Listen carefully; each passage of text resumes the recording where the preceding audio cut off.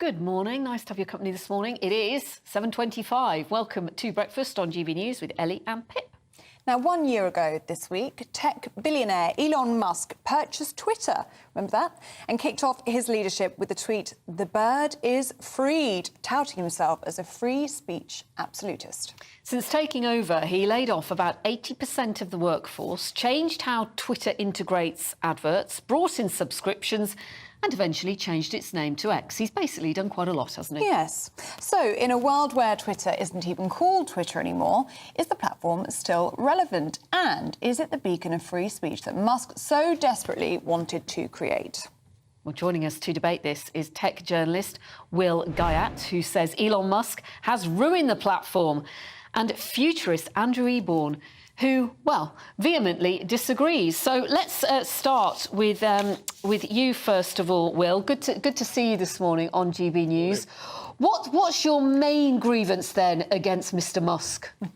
Well, if Elon Musk has made this the home of free speech, why has he made deals to censor content in Turkey and in other countries where business matters for him in other places? And if Elon Musk is the bastion of the freedom of speech, why is he still freely employing non-disclosure agreements with members of staff who leave Tesla, who leave Twitter, who leave SpaceX? He can say one thing, but his behavior means a different thing.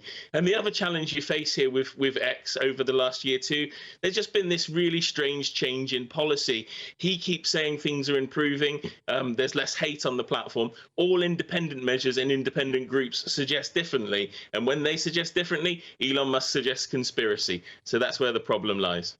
OK, well, Andrew Eborn, let's bring you in at that point. Does Elon Musk say one thing and do another? Well, I am a Musketeer, I have to say. I think having these glorious eccentrics in the world at the moment is exactly what we want. He said when he took it over for the 44 billion crazy figure coming up on the 27th of October, it's a mission to promote and protect the public conversation.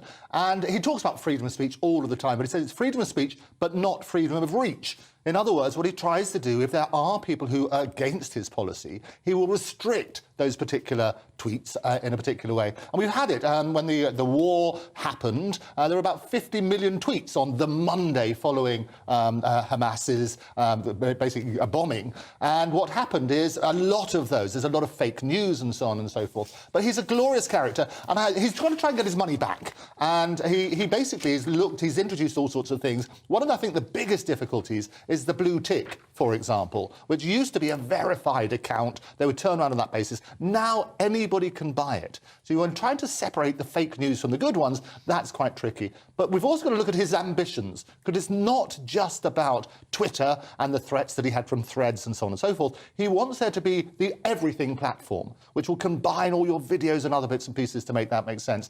So time will tell. I think the jury's out on that one. But I'm absolutely a supporter, and I think he's doing pretty well on it.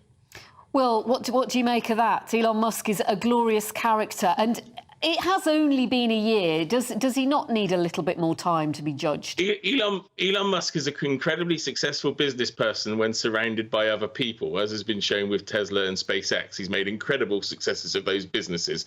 Twitter, on the other hand, he doesn't have a clue what he's doing with it. And as for tackling misinformation, explain to me why Elon Musk himself was encouraging people to follow accounts that had falsely suggested that the White House in the US had been attacked with a bomb in April. Obviously, that was very quickly proven to be untrue, but just over a week ago, Elon Musk was encouraging people to follow those for impartial news on the conflict in Israel versus Hamas. So you're in a situation here where you no longer know what's real on the platform. That's also the challenge. The blue tick used to mean verified news sources, organizations like GB News and others. Now, any Tom, Dick or Harry can spend $8 a month, buy the blue tick, and get their posts forced up people's feeds. It just simply doesn't work. It no longer works for what it was intended for, which is a place for news and conversation. Any old idiot can go on there now and post any old cobblers, and it gets put in front of people as fact. That's the biggest challenge at the moment.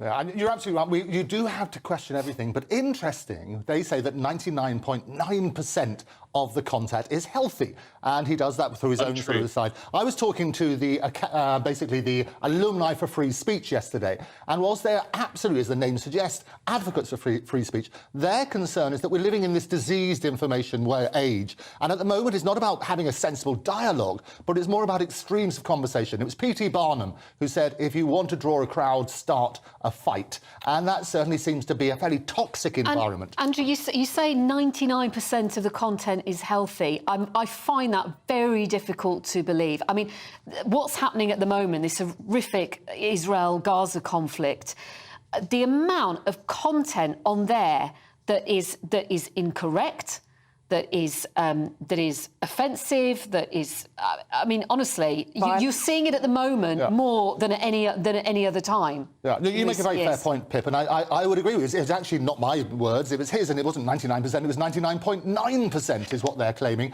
And rubbish. We see the extreme posts, and I think that's the problem. You need to work out how many are actually uploaded on a daily basis, and there are millions upon millions of them, and that's what they say. What he's saying is that it's freedom of speech, but it's not freedom of reach. So they will try to devalue those, make sure you can't find them as easily, and so on and so forth. But with freedom of speech, Will, comes responsibility, does it not?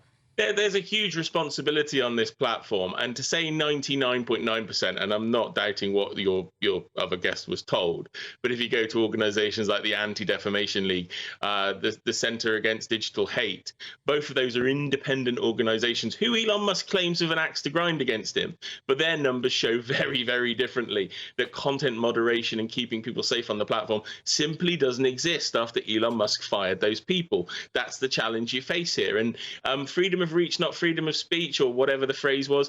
Elon Musk cannot have it both ways. He is actively censoring content in countries where he's trying to build Tesla factories and get agreements. So it's a very, very complex situation Elon Musk finds himself in. He has other business interests that he doesn't want to disrupt, but he's not going to tell us that.